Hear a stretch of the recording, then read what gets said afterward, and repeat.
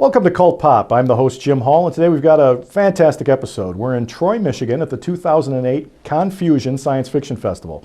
We're having a wonderful time at the festival, and we're going to have a special episode. We're going to visit with one of our favorite writers, Tobias Buckell. He's been on the show before. You're familiar with him, but he's got some great new material out, so we figured we'd catch up with him. Later in the show, we're going to meet Carl Lundgren, a fantastic artist who has dabbled in science fiction, fantasy, and also rock art that you're going to be very familiar with. And when you see some of these images, I guarantee you'll be blown away. But right now, let's catch up with our friend Tobias Buckell. Tobias, thanks as always for being on the show. Thanks for having me.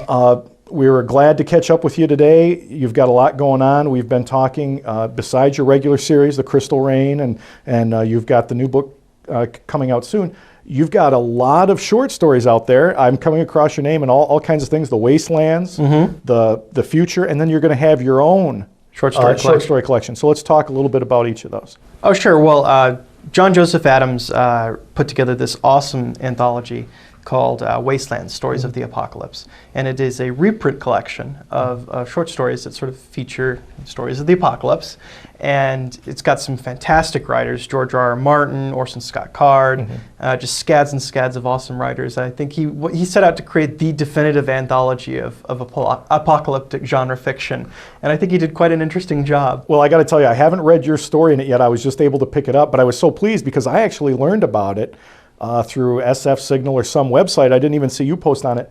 And that type of the apocalyptic stories have always had a place in my heart. I love the Mad Max type of stuff. I love any of those type of stories have always had a close place to my heart. I love that type of stuff. Well, see, what's interesting thing about the apocalyptic sort of genre is that, during the golden age of SF, which we forget, it was really huge. This sort of assumption that the nuclear bomb was going to hit and we would all be running around, fighting out for world supremacy with the cockroaches was huge. And for a while there, as we regained our optimism, they sort of, they've died out, but they've always still been there. And John Joseph Adams created this really cool anthology, and I'm grateful he put me in there.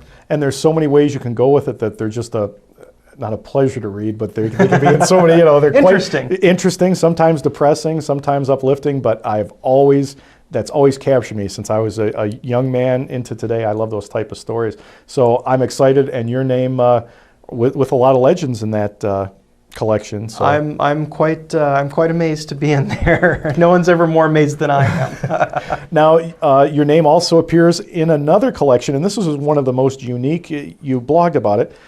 It's a big collection, but every story is only about 5-10. There's not a story much longer than 10 pages in the whole thing, and it's about the futures. It's called. Well, Nature magazine is a remarkably prestigious science magazine coming out of Britain, and has some of the best science reporting out there. And Nature decided for a while to put on the very back of its magazine these little thing called Nature's Futures, and what they are is a little it's a shot. It's a story shot. It's under 1,000 words, and the idea is basically that it would be a believable thing that's about to happen. A story set somewhere in the next 40 or 50 years where this is somewhat conceivable. Based in science, based in a serious pondering of what if. And there's some fantastic stories in there by, again, some incredible names. Again, I'm incredibly honored to be in that anthology and in Nature magazine. It's what an incredible place to appear, and had a lot of fun with the story I wrote. Very short, 600-700 word short story. And all the anthologies, that anthology seems to be, all the stories seem to be at about that level. So there's literally about 100 authors in this. Yes, there are. And so you're going to get a ton of science fiction ideas, theories, and just plain fun, just fun stuff happening. The great thing about getting your voice into something like that is when you read, everybody's going to pick up something like that because of their favorite authors. But then you can read a story and say, hey, I really like this guy's work. And then, hopefully check out your other novels or short story collections and stuff. You always hope so. The Nature's Futures one is probably one of my favorite short stories. It also was, the story got selected by David Hartwell for the year's best science fiction that year. So the story definitely has legs, and it gets people's attention. Now, I would ask you, are you going to be writing more short stories? Well, I know that you happen to have a short story collection coming out. Talk about that. Before the short story collection, actually, I do have a number of pieces of short fiction coming out. For those of you who read online, Bane's Universe, All right. Okay. Bane's Universe is this great online series of sort of monthly fiction pieces. And they'll be running a short story of mine called Manumission in April. Okay. And it's probably my favorite short story I've written to date. It's pretty wild, it's incredible, it's action adventure and a whole lot of fun. And that'll be out in April. There's a short story that'll be coming out in an anthology called Sideways in Crime that's coming out, edited by Lou Anders, and I think it's coming out from, boy, I can't remember the name of the publisher. I blank. But Sideways in Crime. Sideways in Crime, which is sort of like alternate history crime short stories. Cool. Cool. So I have The People's Machine, a short story there that I wrote for them. And the other short story should be coming out in Fast Forward 2. Carl Schrader and I co-wrote a story called Mitigation, which is, I just actually drove up to Toronto a weekend ago for us to sit there and collaborate on it in his office, and probably the most fun I've had collaborating with someone. Total treat. Oh, Carl's a great guy, and he's a friend of the show here at Cult Pop, so we'll be looking forward to that. And I know you also always keep busy with your professional blogging. Yeah. I do a lot of stuff, work for Weblogs Incorporated, and I do some futures stuff for Futurismic. And of course, always at TobiasBuckell.com. I'm plinking away. Yeah, we always got to plug the website. You've got a great website. And you've got your very first collection of short stories coming out here, and that's real soon, isn't it? That's real soon. We're looking at finalizing some of the cover details. I got to see an early preliminary version of the cover art. I have to tell you, it's going to be gorgeous. Cool. We have the artist is Brian Dow. He's doing some fantastic work. And it'll be out from Wyrm Publishing, W-Y-R-M Publishing. Neil Clark is the head of that press, and I think he's going to do Clark's the crowd. World place Clark's that World a lot of place, people know. Yeah, that's some really great stuff coming out from that. Yeah, well, he's got books from Gene Wolfe and Charles Stross and little old me. So great. Really looking forward to that. Not a lot of my short stories have been in one particular venue. I tend to be scattered in anthologies or different magazines all over the place. So it's really exciting to kind of take all the different things I've done and the full breadth of my work and get it all between.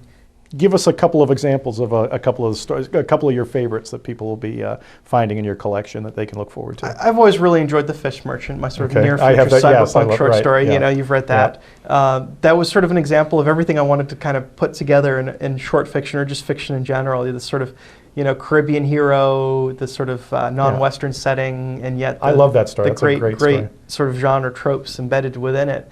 I have we're going to have some other stuff that's very similar. One of the other stories that's going to be brand new in the story is called Something in the Rock. It's about dwarfs who mine, which is a wonderful sort of cliche / trope, but I thought I'd just stretch it out and play with it a lot, and made sort of a very gritty, dark, not happy, cute mining story, because mining is a dirty job. It's nasty, it's scary, they're cave-ins, and so it's just sort of a look at the brutal life of a dwarf and what happens when they uncover something dark and magical. I always felt bad for whoever it was, the dwarfs, when you read Tolkien, the dwarfs that sort of accidentally dug too far and uncovered the Balrog. Right. They got the short end of the stick on that one, in Tolkien. Yeah. And I always thought, it'd be interesting to sort of explore that sort of environment a little bit more, like a bunch of dwarfs just chipping away and, uncovering a dark, a forgotten ancient evil by accident. Well, that sounds like a really cool story. I'll look forward to that. And what's the title of that going to be again? It's going to be called Tides from the New Worlds. Tides from the New Worlds, okay. Yes. And that'll be out, by the time the folks see this, they should be able to start looking for it, maybe pre-order It's available for pre-order at Wyrm Publishing. Okay. And hopefully soon we'll see some more details shortly. But it's definitely available for pre-order, and it should be in the next few months. We should be looking at seeing it. As always, I always encourage people, if you've got any questions or think you'd be really interested, just go to Tobias's website, and he's got the proper links or whatever to take you right where you need to be for that kind of stuff. Now, a lot of the fans at home are going to say, hey, get to some of the stuff I'm familiar with, the Crystal Rain universe and all that. We absolutely loved Crystal Rain, Ragamuffin, two of my favorite books of the past few years. Absolutely love your whole setting. Well, you've got the third book in that universe coming out here real soon in August of 2008. Yep. You've got Sly Mongoose. Sly Mongoose, yes. And you've put something together. You did a great video for Sly Mongoose. And a friend of the show, Mike Woolley, who actually does the sound for Cult Pop, did a fantastic job scoring for it. Yes, he did. Did the music. So let's take a look at this incredible video of Tobias's next novel.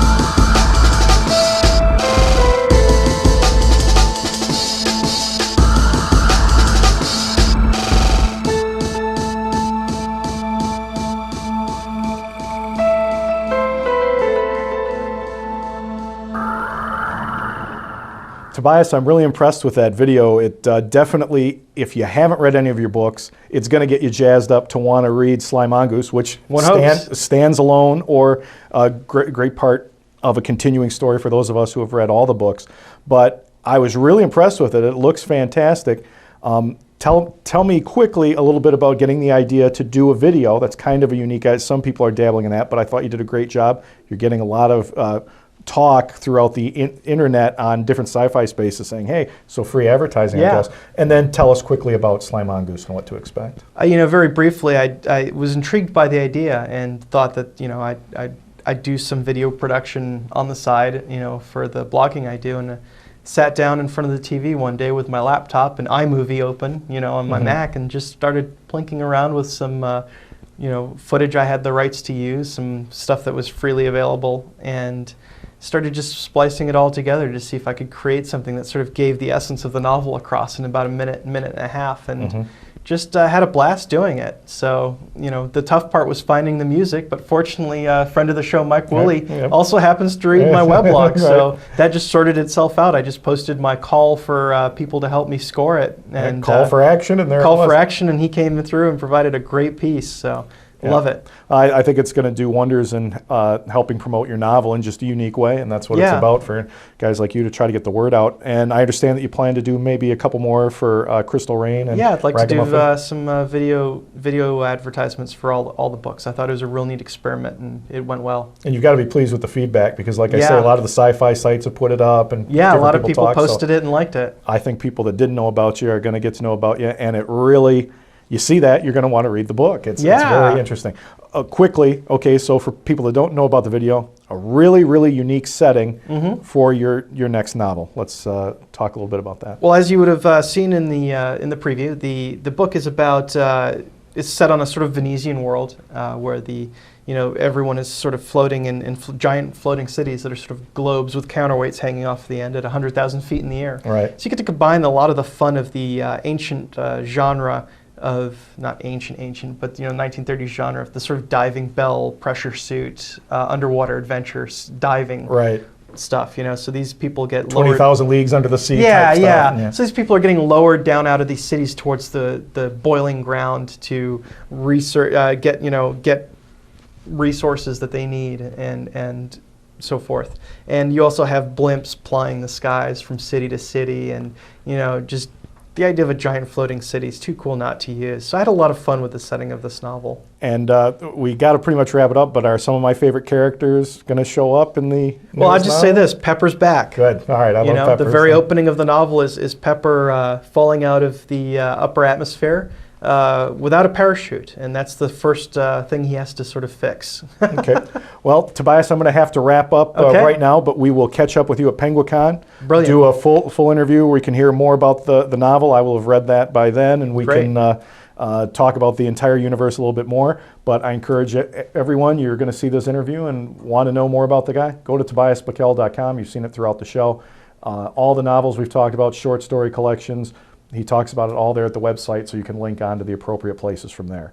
We're glad you're watching Cult Pop. We've been with Tobias Buckell. If you stay tuned, when we come back, we're going to visit with artist Carl Lundgren. So stay tuned.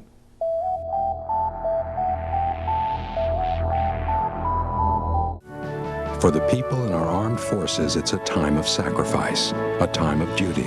That's why we've joined together to form the Armed Forces Relief Trust to help military families cope with financial and medical emergencies at home. The 4 military aid societies gave millions last year to cover unexpected medical expenses, child care, and more.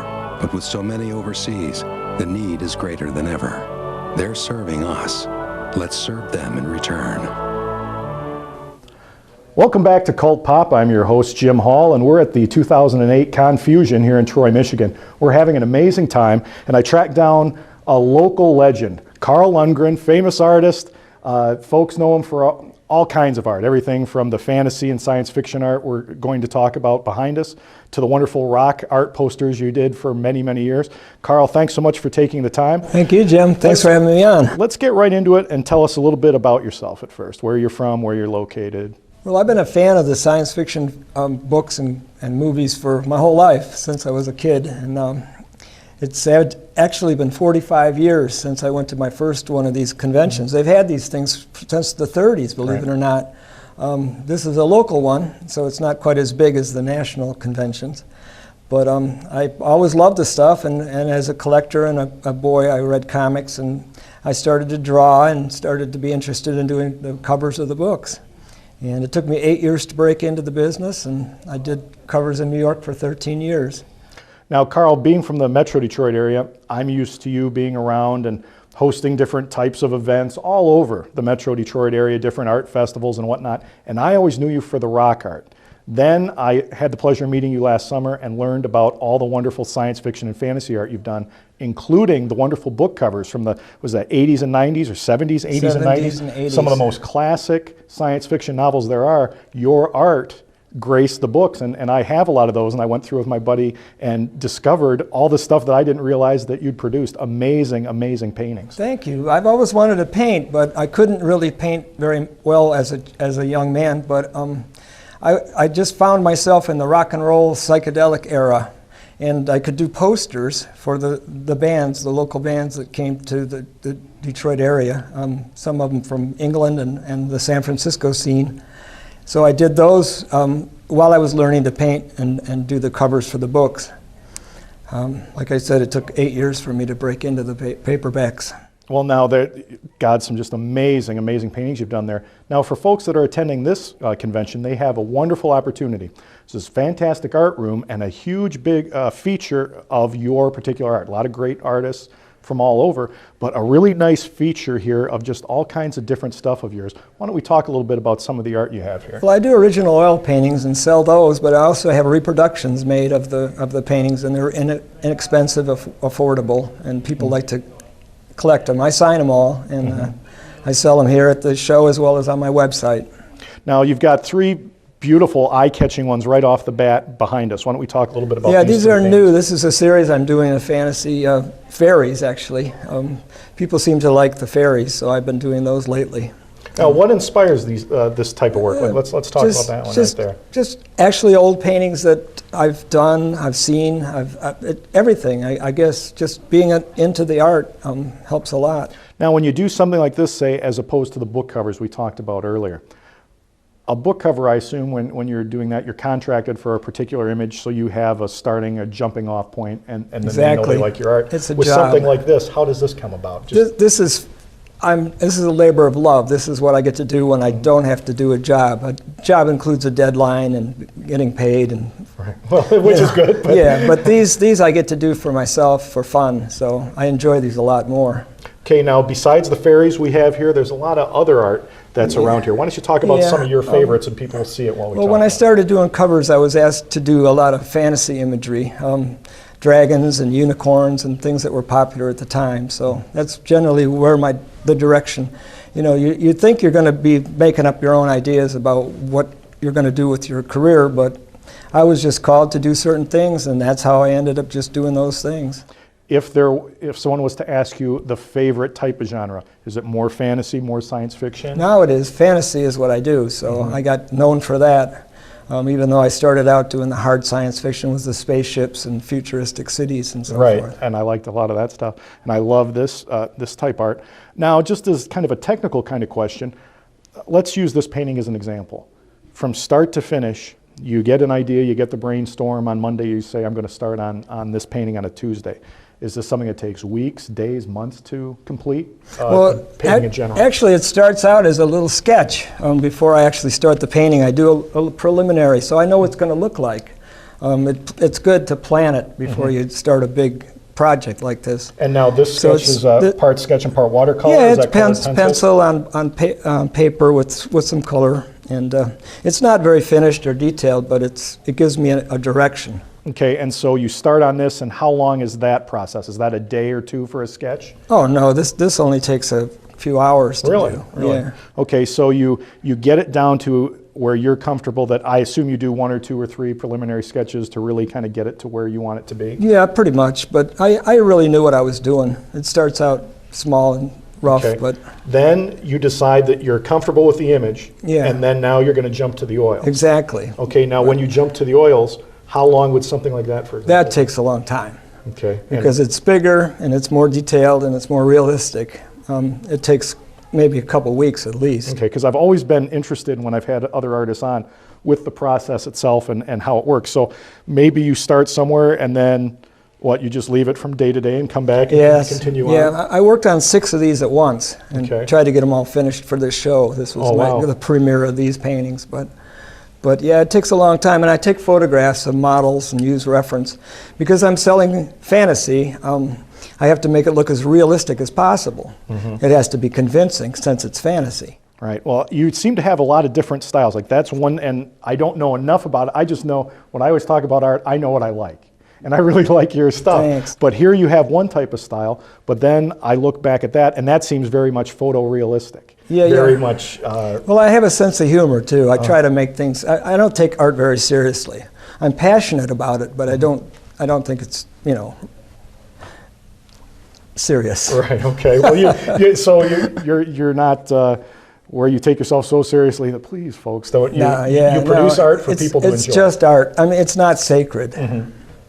And I try to believe that. Now, Carl, before I get any more into the interview, let's remind folks at home that any of the art you see today behind you, you can see on Carl's website, and there's a lot more. Your website is fantastic. Oh, thanks. Displays a lot of wonderful images and a lot of affordable art. I talk a lot on this show and with friends about art being a great gift option, art being something that is a real gift. It keeps on giving. You do it every day. A pair of pants you throw out in a month or a week or a year or whatever.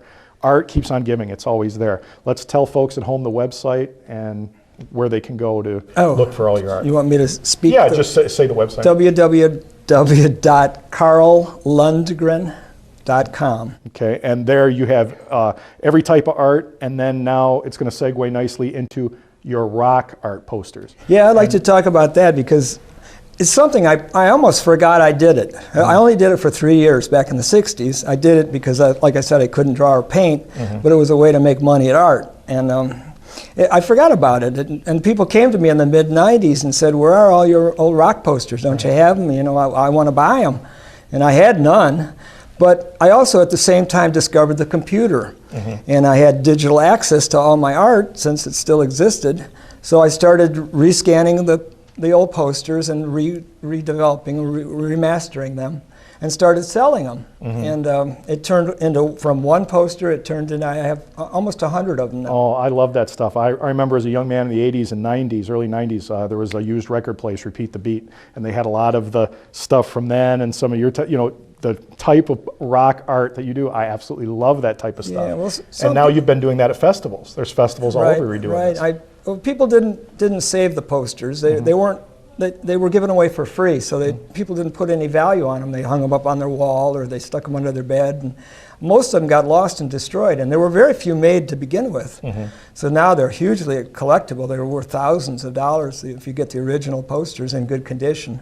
Well, throughout for the Metro Detroit viewers, you're at a lot of festivals and things throughout the summer. You're the man behind a few fun summer festivals, and your rock posters and other artists' rock posters, giant areas available, and the people just love it. The people are just going through. Well, it's affordable, it's collectible, and they're only $10 each, and I sell a ton of them. Why don't you talk to some of the folks? Tell me some of the bands that people at home will remember. You had some small-time bands like The Who, Pink Floyd, Jefferson Airplane, Jimi Hendrix. Sabbath, didn't you have a couple of Black Sabbath? Yeah, all the early bands that weren't that important were playing at ballrooms, not arenas. And before they were discovered and made, national, they were just local bands or small-time bands from the coast. Well, the folks see the images at home, and they're just absolutely spectacular. And the Black Sabbath one I can remember in particular. There's a Who one. Janis Joplin had a band. Big Brother and the Holding Company. Yes, and I remember that. I'm just so glad I did those, and then I could rediscover them and continue to produce them. And that's actually my whole business now, is the rock and roll posters. That's what my next question was going to be. Do you consider, is it now 50% that and 50% this, or is it mostly the rock posters? Mostly the rock posters. They've taken over, and they're just the baby boomers and their kids. Have start to collect them, and everybody's heard of Led Zeppelin. Sure, absolutely. So, I mean, I did it, so. Now, one kind of final kind of question or final thoughts is the fact that you're the guest of honor here, the artist guest of honor at Confusion 2008. How does that make you feel? How is that a validation of your entire career? I mean, that's a heck of an honor. Oh, I'm thrilled. But again, I said I've been doing this for 45 years. In fact, I was the co-chairman of the very first multimedia convention that had science fiction, comics, and film all rolled into one here in Detroit, the Detroit Triple Fanfare back in 1965. Wow. Okay. So I've been busy. So you've been in, with this stuff right from the beginning. Yeah, and same group, you know. They just gotten older. And well, Carl, I've got to tell you, I'm a huge fan of your art. I think it's just absolutely beautiful, the stuff you do. The images, sometimes you walk in and I'm just caught. I stop for a second because I catch an image and you just stare at it. I think you just do a wonderful job. I want to thank you so much for being on the show. Thank you, Jim. And folks, I encourage you at home, visit Carl's website. You've seen it throughout the show. The artwork is amazing. It's affordable. Everything from $25 prints to $100 paintings, $1,000 paintings, but amazing, amazing stuff. So please visit his website. Enjoy. Thanks again. Thank you. And we'd like you to stay tuned for more Cult Pop.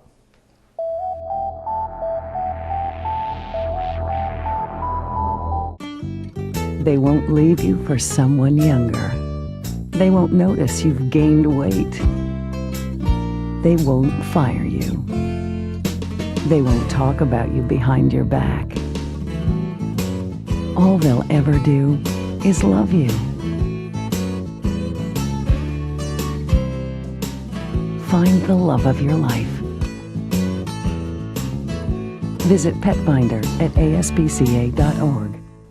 Well, everybody, that wraps up another Cult Pop, and we just did a great one today, didn't we? We want to thank Tobias Buckell. We love his work, and looks like he's got a lot of great things coming down the pipe. And of course, the Crystal Rain saga continues here, and we will be sure to catch up with Tobias at Penguicon, and we'll get the scoop on that next novel. Want to thank Carl Lundgren. I absolutely love his work. I think you will too when you take a look. Visit his website, and as always, visit all the folks' websites. If you can't remember any of the websites, didn't jot it down, simple way to do it. Go to www.cult-pop.com and you can review all the episodes and get any information you need. We thank you so much for watching, and we look forward to talking to you next time. Good night.